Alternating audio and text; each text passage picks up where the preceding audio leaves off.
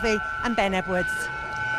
Thank you very much, Louise. I love coming to Thruxton. We've said it already this weekend, Tim. It's fast, it's flowing, it's dramatic, and racing cars look fast. Even on TV, they look fast here. Well, that's because they are. They're averaging over 100 miles an hour around the lap, and that's with two tight second-gear corners in it. So they really are travelling at speed, and you're right. When we see those close-ups, particularly in HD, we're going to see some real driving on the limit. Yeah, looking forward to it very much. Gordon Shedden will be starting from pole position in the Honda. Consecutive pole position for him because he was in the same place here last year, but it didn't last because, as we've heard, tyres are an issue. But let's just look at the rest of the grid as well, because Andrew Jordan up there on the front row and Matt Neal also well up. And Jordan and Matt Neal are two drivers who've been in the top 4 in qualifying at every round so far this year, so they've been very, very strong. As we've seen, Chilton is on that second row as well. Then Jason Plato's the fastest of the normally aspirated cars in his Chevrolet, and an outstanding effort by Tom Onslow Cole has put the Volkswagen Golf in 6th place. Well done to him. The team were really impressed with his driving yesterday. Jeff Smith, as we've heard, is on row 4 with Matt Jackson. Row 5, Tom Borman in the Seat, and championship leader James Nash with some work to do. Alex McDowell, who's been suffering a very nasty virus this week, but he's there on row 6 with Tony Gillam alongside in the Vauxhall Vectra. Row 7 is Paul O'Neill in his Chevrolet, and Rob Collard. The two of them had it coming together in the last race at Donington. Let's hope they keep it clean. Andy Neate is next up on row 8 with Liam Griffin. Nick Foster and another BMW is on row 9 with John George in the second of the Chevrolet Cruises. And then Frank Rathel in his NGTC Toyotas on row 10 with another new car, the Audi of Rob Austin alongside. And at the back is Chris James in his Chevrolet Lacetti. So that's how they line up on the grid. Cars already making their way around. Let's grab a very quick word with Andy Jordan. There he is. He's starting on the front row of the grid. Andy, it's Ben. Qualifying's gone well for you this year. You're in the top 4 once again, but can you now take your second win of the season? Fingers crossed, mate. But anything can happen here. We know the situation with tyres, and even just warming them here, just trying to be ever so smooth, so we don't take too much out of them, even on a warm-up lap, as silly as it sounds. But the guys did a great job yesterday. Great circuit to drive around and drive as quick as we can. This was hooked up mega yesterday, so we'll see what we can do. But now we're up there in the championship, just need to get some good solid points and see where that gets us. But you know me, I won't back down. I'll be going for it. Great, well, we'll enjoy the show. Thanks, Andrew. So that's Andrew getting ready, warming those tyres up, as he said. I know you've been talking to Dunlop as well, Tim. They're very happy, Dunlop, that the teams were able to do so much dry running yesterday, and they did a lot of laps, no problems at all. So Dunlop feel they've done everything they can do now. It's down to the drivers to behave a little bit. Yeah, that's absolutely right. All the top teams did endurance runs, race simulation. So they've run a race distance on the tyres to make sure that their race setup is conservative enough to make the tyres last. Now, whether they then thought, oh, maybe we could actually gain a little bit more performance by pushing the boundaries a little bit, we don't know. And also in the race, they need to stay off the curbs for the first 5 laps, and in the heat of battle, quite often they don't. The reason for that is if they don't stay off the curbs before the tyres are fully up to pressure, it can put a weakness in the sidewall, and that then becomes something, the failure point later in the race. You know, but if the drivers are sensible, the tyres are more than up to the job. But you know, that you can hear every comment from every driver on the grid was about tyre conservation. So that is always the name of the game. So you know, nobody's going to be 100% confident they can do this, but the first race will tell everybody a lot. Yeah, this is going to be fascinating, and you can bet they're racing drivers at the end of the day. They're still going to be pushing hard, no matter what they say to their teams and what they say to us on their interviews. Gordon Shedden then lines up on pole position. It's a hat-trick for Honda this year. They've won every qualifying session. Matt Neal's had 2 pole positions. Now Gordon Shedden's got 1. Remember, Matt Neal's carrying more ballast. He starts third. He's on 36 kilos of ballast, but the heaviest car is the black Vauxhall Vectra of James Nash, starting 10th. He's on the maximum 45 kilos. All set for the first race of the day here at a sunny Thruxton with the wind blowing across this former airfield track, well, still used as an airfield. Who's going to fly here at Thruxton today? Is it going to be Shedden or Jordan off the front row, or are we going to see some of the normally aspirated cars look after their tyres and come to the fore at the end? Lights out, away we go, and off the front row. Shedden gets away pretty well. Matt Neal is going to be challenging. Plato's trying to get alongside Chilton as they go through the first corner. Watch out for Tom Onslow-Cole in the Golf. He's had a very good start, but up front is Shedden from Jordan, Matt Neal, and it's going to be 3 abreast, I think, into the complex for the first time. Let's hope they all get through here. Chilton in front, Jackson trying to go around the outside, and Plato losing out a bit. Yeah, Plato a little bit cautious. Oh, there's a little bit of contact with Onslow-Cole. He gets pushed wide but stays on the track.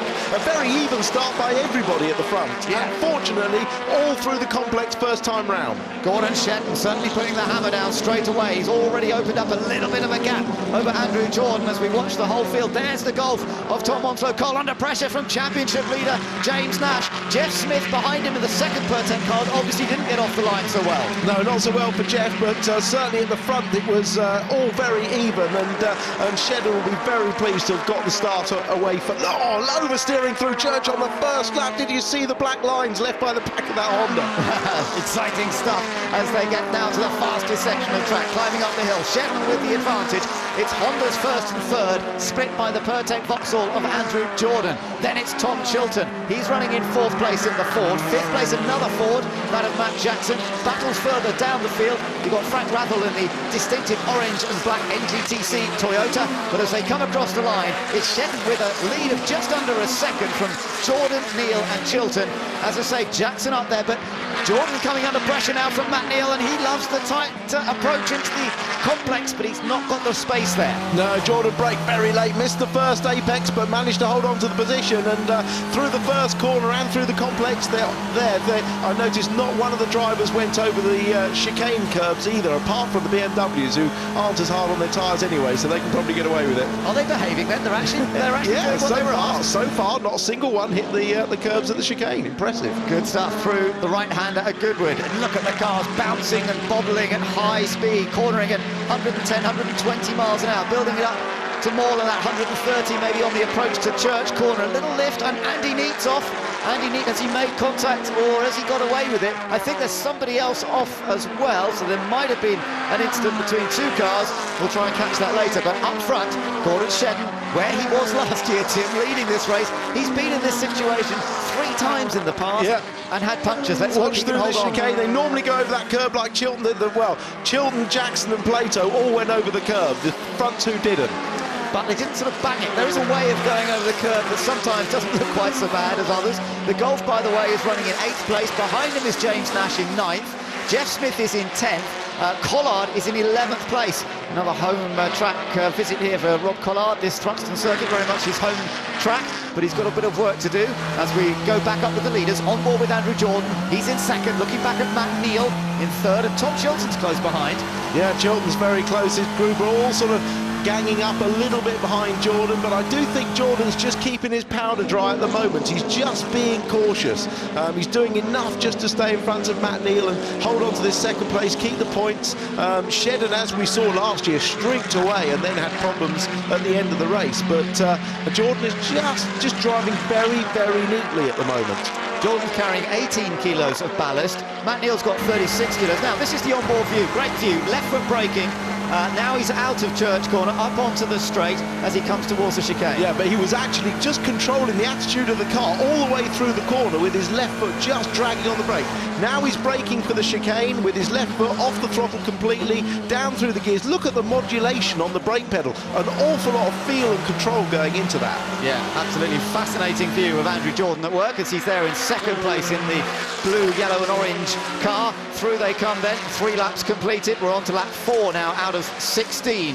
Matt Neal still chases him. Then the 2 Fords from different teams. We've got Tom Chilton in the Aon car, of course, and Matt Jackson in the Airwaves car. And up the inside in Matt Neal. Matt Neal, a late lunge up the inside, slight contact. He's taken 2nd place. Hondas are running 1-2. Yeah, that was a great move. Matt Neal set that up through the very first corner by holding a tighter line and getting a good run on the approach to the complex and diving up the inside. Great overtake. So Matt Neal confident that he can look after those front tyres and still move up. He's into 2nd position then and chasing after his teammate. Take another look at this, Tim. Watch this. Matt hold it to the inside and then releases the car to the right-hand side, gives himself a nice straight braking line into the apex. And then Jordan had to concentrate on not letting anyone else through. It didn't happen, and Chilton is still next in the blue and white Ford Focus, chased by the a red and yellow car, the Airwaves machine, and Plato's still there. So Jason Plato in 6th. There he is in the Silverline car. And now we're beginning to see something from Jason Plato. Now the turbo cars are on the rev limiter here. I wonder if that's going to help Plato. Well, Plato was trying to go around the outside. He's trying to go around the outside. He must have this corner for sure, but there's more contact there. Oh, he's going to could lose 2 places here to Boardman. Yeah, Boardman goes around the outside of Jackson. Jackson really fighting that hard when perhaps if he'd given the place up, he could have lost just 1 place. He's now lost 2 places. That was really hard physical racing at this early stage. Yeah, that all came from Jason Plato's speed through Church. He carried the speed through enough to gain the momentum on the run up Woodham Hill to the chicane, and very brave to outbrake round the outside, because you're always frightened of closing the door knowing the car is on your inside, but he did a really good job. We'll keep an eye on lap times now that he's got into some clear air. This is going to be very interesting. Is Plato going to be able to close up to the turbo cars ahead of him by looking after the tyres? He can drive more flat out without worrying so much, whereas these cars, the turbocharged cars, do have to be more careful about their front tyres. Shedden's lead, by the way, up to 1.5 seconds now, as we're looking at the classification. It's Shedden, Neil, Jordan, then Chilton, followed by Plato now, as we know, then Boardman and Jackson. Onslow Cole in 8th place. Nash, the championship leader, still down in 9th. Smith is in 10th place. Up the hill they come. Yeah, that turbo reduction has clearly made a difference, because Jason Plato was able to use that reduction in the turbo speed to still stay alongside and even pass Jackson, and we wouldn't have seen that, I don't think, at Donington. There is the series leader, James Nash. So he hasn't managed to make a lot of progress. Qualified 10th. He said to me yesterday he made a little mistake in qualifying, so he knew where he'd lost the time. He is carrying 45 kilos of ballast, so in a way he's got to be even more careful, and I think he's playing a bit of a waiting game at the moment. Yeah, definitely doing that. I mean, there's several people who are clearly driving well within themselves at the moment. The Hondas don't appear to have any worries. They are absolutely flying. Although it was Matt Jackson on lap 2 that set the fastest lap, interestingly. Yeah, Plato's just done a reasonably quick lap, but nothing ultra special as yet. It might be this next lap that could be good. On board with Alex McDowell, he's down in 12th place in the 2nd Silverline Chevrolet. He's been feeling very poorly, but he's feeling a little bit better, and when you get into the action, into the race, then obviously that's going to make you feel better. And just behind him, by the way, is Paul O'Neill in his Chevrolet, so there's going to be a close battle between those two, and they've got Collard just up ahead. You can see the white BMW of Rob Collard. Yeah, and Alex McDowell feeling a lot better even than he did yesterday. The strong antibiotics are really helping with that. Oh, in fact, Collard gets wide there, and that nearly flicked him across the road. Is it going to give enough impetus to McDowell? You can see this on board now. McDowell, no, Collard's covered the inside, but Alex is certainly feeling better. And as I said to him and his father, there's nothing like adrenaline to get you well quick. Absolutely right. No, it certainly helps, doesn't it? And he's on his way. These both are non-turbo cars, of course, normally aspirated cars, so very evenly matched with their 2-litre non-turbo engines. Through Allard they come. Lovely shot of that BMW, the back end of the car, just sliding through the corner. Look at the leaders. You've got Shedden, Neil and Jordan, and that gap has come down again from 1st to 2nd to just under 1 second. Then Boardman further back here, he's down in 6th. Jackson, Onslow Cole, another little group. There's McDowell, who we've been watching, and you can see how close Paul O'Neill is behind him in the purple Chevrolet, and Tony Gillam's not far behind in 14th place. No, they're all very close together, and there's traditionally a drop-off in lap times over the course of the 16-lap race of well over 1.5 seconds. So towards the end of the race, you can often get a big differential between cars of up to half a second. So we'll see what happens at the end. We'll keep an eye on that, because yeah, we're not even at quite half distance yet. 7 out of 16 laps is what we're on now. Just watching them come through Church Corner, trying not to run too wide. Great onboard view, and what a run that McDowell's got here. Goes to the inside. Look at the view from the onboard camera. Fantastic shot there as you slide past Collard. Now he's got to finish it on the brakes. He should have it. Yeah, well, you couldn't have had a better view of that than from our onboard cameras. And McDowell gained the advantage. We saw on the previous lap Collard struggled through Church, whether he was a little bit more reticent through there this lap, but McDowell timed it perfectly. Lovely pass from Alex McDowell. It's put him into 11th. Still got a little bit of work to do to get into the points here, but nonetheless the youngster in the 2nd Chevrolet going well. Now he's got to see if he can close up the gap ahead. Last time around, just looking at the lap times, Tim, and Plato really is beginning to make his presence felt. Yeah, 3/10 of a second quicker than the cars at the front of the field, and half to 3/4 of a second quicker than the car in front of him, which is Chilton. Yeah, so there is Jason Plato, fastest car on track last time around, and he's beginning to close that gap now to Tom Chilton. This is fascinating, the battle between the turbo cars and the normally aspirated Chevy here, which is a beautifully designed car. It's great shape as well, all for high speed stuff. Somebody clipping the inner curb a bit there. That was actually Chilton going over the inside of the curb at Church, which is a dangerous thing to do at 110, 115 miles an hour plus. But yeah, as you say, I mean, this is the great thing about touring car racing. It's not just about, you know, one ability, one section of the track. Look at them, no worries over the curbs now. Yeah, but Plato's really going for it. But you know, there'll be strengths and weaknesses of the different cars on different circuits. Yeah, absolutely right, and that's what's fun to watch. He overcooked that chicane just a little that time, and his lap time wasn't quite so good. He had a 1:20.1. And he is trying so hard, isn't he, to get on terms with them. He's trying so hard, and you come up that hill towards the chicane, and there's no particular obvious braking point. You just always think you can go a little bit later and then find yourself struggling to slow the car down. This battle behind with Boardman, Jackson and Onzo Cole. Onzo Cole has now got the car working well. He's picking up pace on the two in front.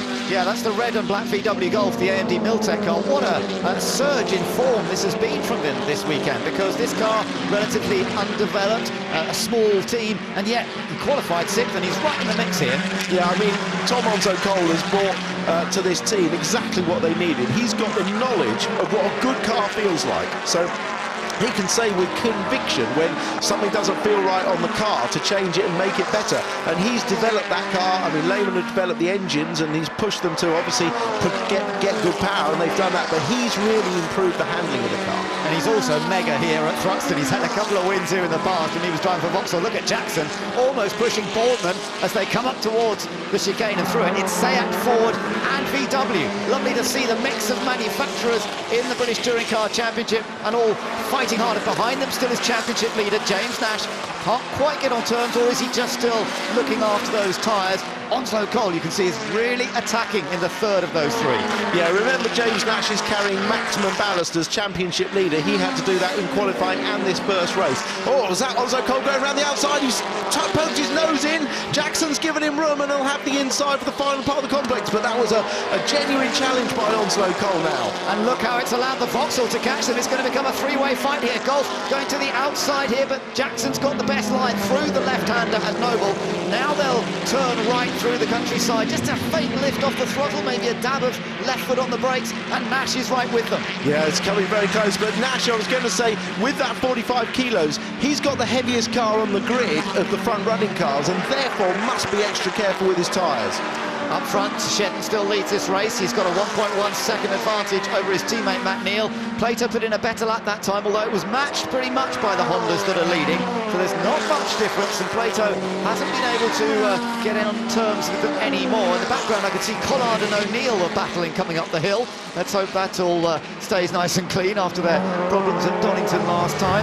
And we're now on board with James Nash, sitting in behind Tom Onslow Cole as they come across the line. 10 laps completed. We're on lap 11 now. Yeah, and it's actually Chilton that's picked up the pace behind Jordan. That gap's down to just half a second now. So Chilton's been running a little bit quicker than Jordan. I think that'll bring Plato up. Those three will be battling over the the podium place. Yeah, still got a bit of time in this race left. And up front, you can see Jackson really battling with Boardman, but he still couldn't get through. There's Boardman in the black Seat, Jackson in the Airwaves Ford, and then still chased by Onslow Cole in the Golf, and of course now the Vauxhall of James Nash. And Jeff Smith in the white Vauxhall also wants to become involved in all of this, and not too far behind at the moment. McDowell is still in 11th. O'Neill is currently 12th, ahead of Collard in 13th, Gillam 14th, and Nick Foster, who's currently in 15th. Yeah, one thing about these shorter wheelbase cars is that they are a little bit more nimble. They can be a little bit more oversteery, which saves the front tyre. Certainly to be fast around here, you have to have the back of the car loose on a front-wheel drive car. Yeah, and you have to be pretty brave through some of those fast corners. Onslow Cole, certainly one of the bravest, and his commitment has impressed the team this weekend. I know they're saying every lap he goes out, his first flying lap, they look at the stopwatch, they can't quite believe how on it he is straight away. But that's the class of Tom Onslow Cole. He is one of the best drivers out there. We've seen it in recent years, and he, as you say, Tim, he's now helping them develop that car. Boardman still leading this little group, though. Good result if Tom could hold on to 6th here. He's had a lot of bad luck at recent events as Tom Boardman. Mechanical woes have been hindering him, and at the moment he's ahead of Donington Race 3 winner there, Matt Jackson. Yeah, and he's often been mugged, Tom Boardman, at the end of the race, hasn't he? And you feel that if one of these cars gets past, they might all get past. I hope it doesn't happen for Tom's sake, but it does so often happen at the end of the races to him. He's going to have a teammate, isn't he, next time? Dave Newsham joining that team. Yeah, Dave Newsham has left the Jeff Steele BMW team. I don't know the exact reasons, but certainly we know that Dave Newsham came from Clio's and was very good as a front-wheel drive car, and then perhaps he fancies himself in a turbocharged car rather than the BMW, and a good car as proven by Tom Boardman. Boardman still just clinging on by his fingertips to this position, but as you say, it's looking in jeopardy from that car behind of Matt Jackson. Tom Onslow Cole still in 8th, Nash in 9th, Smith in 10th. But what's happening up front, you might ask? Well, I can tell you that Gordon Shedden is still leading this race. And Matt Neal is still in 2nd position. Now remember, when teammates are running up front, sometimes what you'll see is them swap over for a lap, because you get an extra point for leading a race, so you might see them swap over and then swap back again. We have seen it in the past. Yeah, they've got space to do that because there's nobody challenging them too hard behind, and you know, certainly at the moment they will be running to a pace that is just enough to stay in front of the others, so they won't be racing each other, so they could easily change over and give that extra point. It's those 3 behind, Jordan, Chilton and Plato, that are coming together. Look how close that battle's getting. Yeah, now this is probably, as you say, the more entertaining part of this, because 3 of them here are Jordan and Chilton in the Ford, and then Jason Plato onto their bootlids virtually. Good lap last time around, but they were all pretty evenly matched actually. 19-1 from the race leader Gordon Shedden. That approaches the fastest lap of the race, so they really have looked after their tyres. Jordan, though, now beginning to use a bit more apex curve, but he can do that. The tyres are fully up to temperature, and the right-hand side tyres are not under as much stress as the left. This is where they're under so much stress, of course. Yeah, leaders are very close. They may well swap over on this lap. Well, yeah, this would be an easy place to do it, but you know, the trick here at this circuit is to win the race. Yeah, look, Shedden's left the door wide open for Matt Neal just to slide through. He'll get the point. Be interesting to see, obviously, if he gives the place back. Matt Neal's is higher up in the championship, and they're not leading the championship at the moment, so theoretically he needs all the points that he can get. But from the race point of view, it's clearly Shedden that has won this race on merit. Yeah, and indeed with Nash down in 9th, Matt Neal will take the lead of the championship, I'm sure, after this race, so even if he does drop back behind, because he's 2nd coming into this. Jordan and Chilton still close, but Plato seems to have dropped back a little bit. Yeah, Plato hasn't maintained that challenge onto the back after that lap where he went on a little bit too deep into the chicane. I wonder if he flat-spotted his tyres a little bit there and has had to be a little bit cautious after that just to get to the end. Of course, if they pick up any kind of vibration, they feel it straight away, don't they? And they know then they've really got to nurse the tyres. Yeah, and with a flat spot, it's, you know, it's the driver's worst fear, because you can feel it vibrating, and every time you brake, it tends to lock up on that point. And Neal's dropped back to 2nd, look, so Shedden has gone back in front. Yeah, so just to remind you, that is because of the point scoring system. If you are lucky enough to get, oh, a bit of a slide from Shedden. If you're lucky enough to run up front like this, you can use the team situation to help you score extra points for both cars. You get that extra bonus for leading a lap. So Matt Neal scored that extra point, but Shedden has been rightly given back his position, which he earned from getting pole position and from leading the early stages, and he's obviously been quite careful with the car. And it would be nice, for Gordon's point of view, to put some of his bad luck behind him. Meanwhile, what's going on here? Tony Gillam and Collard battling over 12th place here.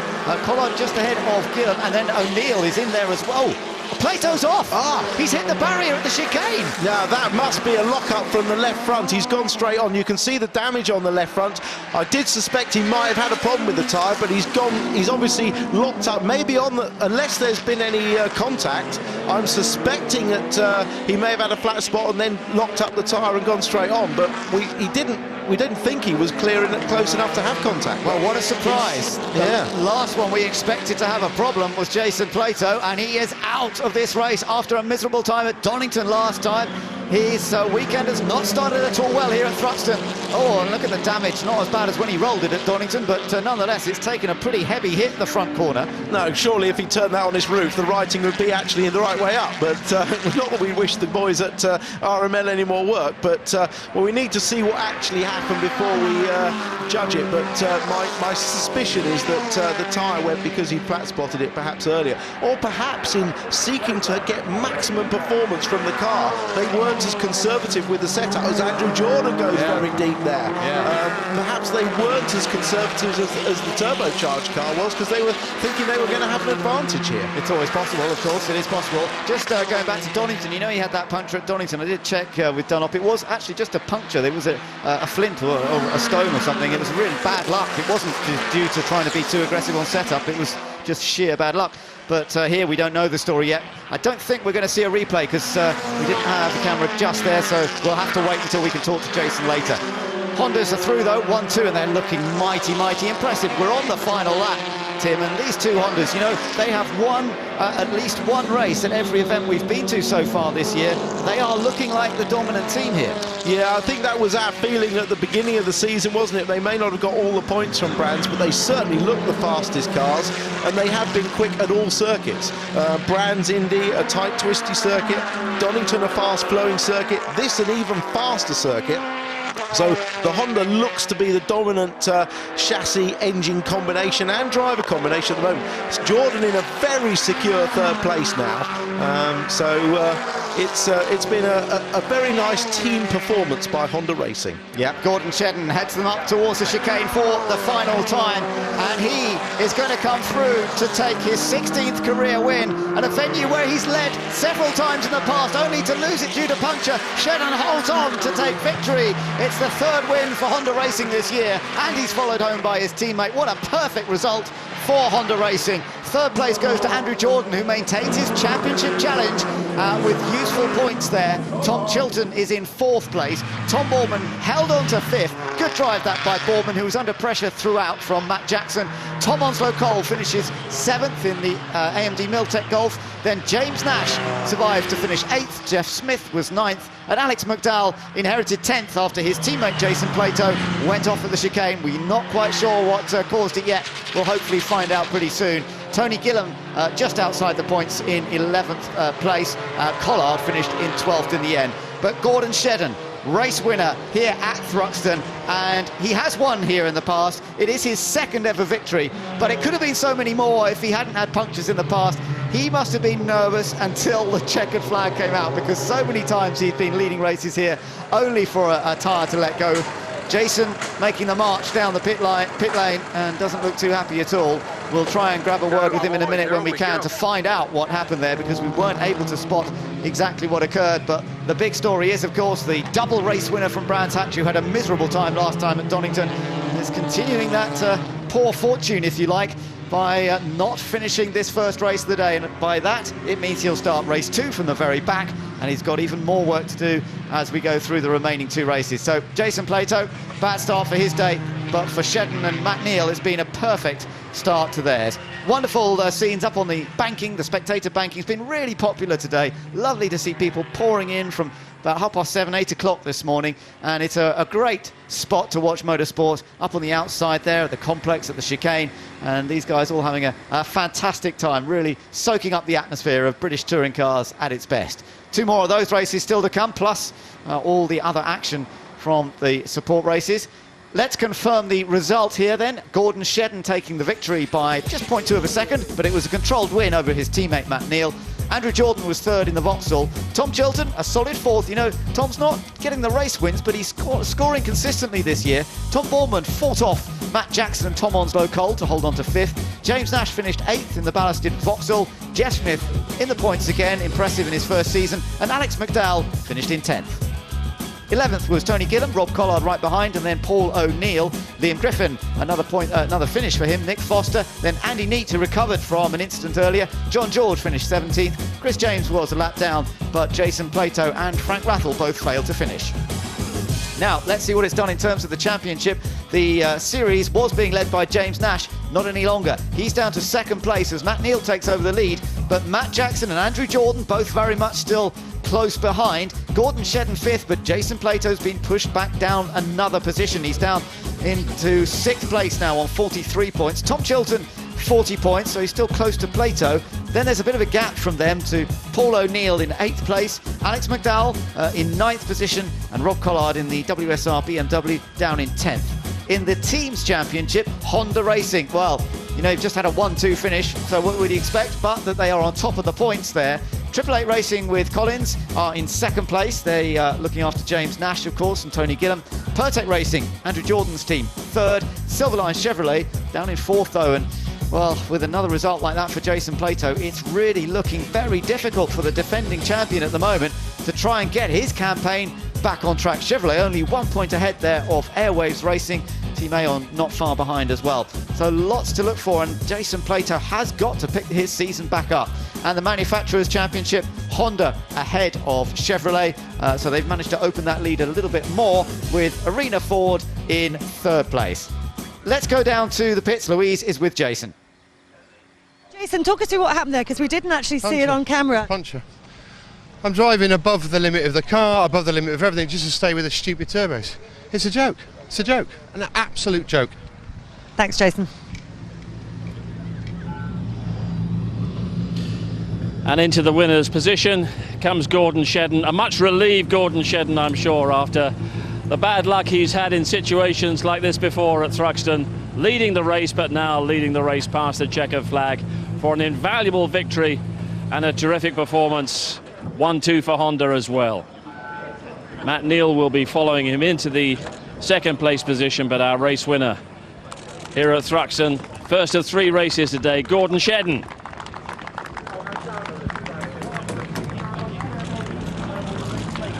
And Gordon, get that helmet off and we'll have a quick word. We were suggesting in commentary it looked a very composed performance. It looked almost a routine 1-2 for the team, but inside that car, after all the bad luck you've had down the years, I'm sure there's a fair bit of tension. Yeah, oh, I mean, fantastic to get to the finish, you know, and to get a 1-2 for Honda is even better. But you know, it's strange. I've had so much bad luck around here over the years. You start hearing noises for the last couple of laps, but you know, the car was absolutely fantastic. You know, worked so well. So yeah, can't wait for race 2 and 3 now. How much were you holding back in the latter stages, and how much did you have in reserve?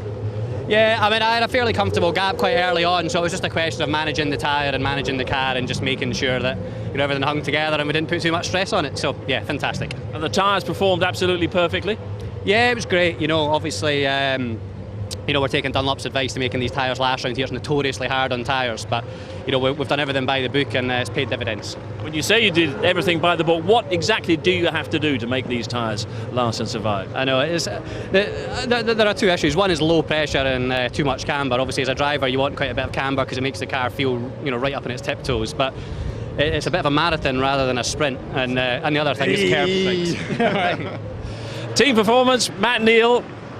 He let you through for that extra point, which is, in terms of the championship, absolutely vital, I'm sure. Well, we've seen the World Championship, every point makes a difference come the year end, so it's great we worked as a team to get to here where we are today, and so you know, we said before we went out, you know, I got behind him in the first lap, we weren't going to do anything stupid because everyone's going to be around us, and but it's great, yeah, great result for Honda Racing. You were uncertain of the kind of advantage that you might have had in terms of turbo power with the turbo reduction. You were uncertain of the advantage that you had around Thruxton.